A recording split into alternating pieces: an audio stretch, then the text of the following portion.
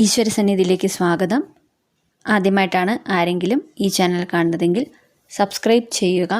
അതുപോലെ തന്നെ അടുത്തുള്ള ബെല്ലൈക്കൺ കൂടി ക്ലിക്ക് ചെയ്യുക. വീഡിയോ ഇഷ്ടമായെങ്കിൽ ലൈക്ക് ചെയ്യുക. നിങ്ങളുടെ വിലയേറിയ അഭിപ്രായങ്ങൾ കമൻസിലൂടെ രേഖപ്പെടുത്തുവാനും മറക്കരുത്. ഹിന്ദുമത വിശ്വാസികൾ ഈശ്വര കർമ്മങ്ങളുമായി ബന്ധപ്പെട്ട് വീട്ടിൽ കരുതേണ്ട ചില വസ്തുക്കളും ചെയ്യേണ്ട ചില കാര്യങ്ങളുമുണ്ട്. ഉദാഹരണമായിട്ട് നിലവിളക്കും അതിൽ പ്രഭാത ദീപവും സന്ധ്യദീപവും കൊളുത്തണമെന്നത്. ഇത് എല്ലാ വിശ്വാസികളും ചെയ്യാൻ ശ്രമിക്കുന്ന ഒരു കാര്യമാണ്. ഇതോടൊപ്പം ചില കാര്യങ്ങൾ കൂടി ശ്രദ്ധിക്കേണ്ടതാണ്. ഐശ്വര്യദായകമായ ഈ കാര്യങ്ങൾ കുടുംബത്തിനും അംഗങ്ങൾക്കും ഈശ്വരാധീനവും അനുഗ്രഹവും പ്രദാനം ചെയ്യുന്ന ഒന്നുകൂടിയാണ്. അത്തരം കാര്യങ്ങൾ എന്തെല്ലാമാണെന്ന് വീഡിയോയിൽ കൂടി മനസ്സിലാക്കാം. ഐശ്വര്യദായകമായ നിലവിളക്ക് വീടുകളിൽ ഉണ്ടായിരിക്കണം. ഓടിൽ നിർമ്മിച്ച നിലവിളക്കായിരിക്കണം ഉപയോഗിക്കേണ്ടത്. ഇത് വെള്ള ഓടിൽ തീർത്തതാണെങ്കിൽ അത്യുത്തമവും വിശേഷവുമാണ്. തിരിത്തട്ടും അലങ്കാരങ്ങളുമില്ലാത്ത കൂമ്പോട് കൂടിയ വിളക്കുകളാണ് കൂടുതൽ നല്ലത്. പൂജാമുറിയിലോ അല്ലെങ്കിൽ ശുദ്ധിയുള്ള യഥാസ്ഥാനങ്ങളിലോ പ്രഭാതത്തിലും സന്ധ്യയ്ക്കും ദീപം തെളിയിക്കുന്നത് വളരെ അനുഗ്രഹദായകമാണ്. ഒരു പീഠത്തിലോ വാഴയിലോ വിളക്ക് വെച്ച് കത്തിക്കാം. വീടിൻ്റെ കിഴക്ക് ദിശയിൽ തുളസിത്തറ സ്ഥാപിക്കുന്നത് എല്ലാം കൊണ്ടും ഉത്തമമാണ്.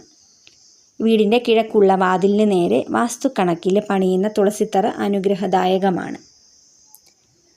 തുളസിത്തറ ശുദ്ധിയോടെ സൂക്ഷിക്കുക. തുളസിത്തറയിൽ രാവിലെയും വൈകിട്ടും ദീപം കൊളുത്തുന്നതും തുളസിച്ചുവട്ടിൽ 2 നേരവും മഹാവിഷ്ണുവിനെയും ലക്ഷ്മി ദേവിയെയും ഭജിച്ച് ജലമൊഴിക്കുന്നതും ഈശ്വര കടാക്ഷം നേടിത്തരും. തുളസിച്ചെടി ഉണങ്ങിപ്പോകാതെ ശ്രദ്ധിക്കണം. വീടുകളിൽ പുണ്യഗ്രന്ഥങ്ങൾ സൂക്ഷിക്കണം. രാമായണം, മഹാഭാരതം, ഭാഗവതം, ദേവീ മഹാത്മ്യം, സഹസ്രനാമ പുസ്തകങ്ങൾ എന്നിവയൊക്കെ പൂജാമുറിയിലോ മറ്റ് ശരിയായ സ്ഥാനത്തോ സൂക്ഷിച്ചു വയ്ക്കാം. ഓരോ വിശേഷ അവസരങ്ങളിലും ഇത് പാരായണം ചെയ്യുകയും വേണം. നിത്യവും കുറേശ്ശെ വായിച്ചു പോകുന്നതും നല്ല കാര്യമാണ്. സഹസ്രനാമങ്ങളും കീർത്തനങ്ങളുമൊക്കെ ദിവസവും 1 നേരമെങ്കിലും ജപിക്കാവുന്നതാണ്. ഭസ്മം, ചന്ദനം, കുങ്കുമം ഇതെല്ലാം ശുദ്ധമായ സ്ഥലത്ത് സൂക്ഷിക്കുക.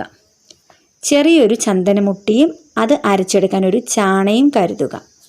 രാവിലെയും വൈകിട്ടും ശുദ്ധിയായി ഇവ ധരിച്ച് പ്രാർത്ഥിക്കുന്നതും നല്ലതാണ്. ഒപ്പം ധൂപദീപങ്ങളുടെ പ്രഭാവത്താൽ വീട് നിറയ്ക്കുന്നതും സുഗന്ധപൂരിതമാക്കുന്നതും അനുഗ്രഹദായകമായ കാര്യങ്ങളാണ്.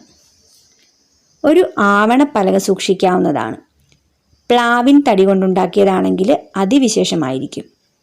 ആവണപ്പലകയിൽ ഇരുന്ന് പ്രാർത്ഥിക്കുന്നതും ജപിക്കുന്നതും ഉത്തമമായാണ് കണക്കാക്കപ്പെടുന്നത്. ഇരിപ്പിടമായിട്ടാണ് ഉപയോഗിക്കുന്നതെങ്കിലും ശുദ്ധമായ സ്ഥലത്ത് സൂക്ഷിക്കുക. വിളക്കു തിരിക്കായിട്ട് ശുദ്ധമായ അലക്ക് വസ്ത്രം വേണം ഉപയോഗിക്കാൻ. തിരി തെറുത്ത് വിളക്ക് കത്തിക്കുന്നത് ഐശ്വര്യപ്രദമാണ്. തെറുത്ത തിരിയിൽ നിന്നുള്ള ദീപനാളം കൂടുതൽ പ്രഭയുള്ളതാണ്. ഒരു പാറയും ചങ്ങഴിയും നാഴിയും വേണം.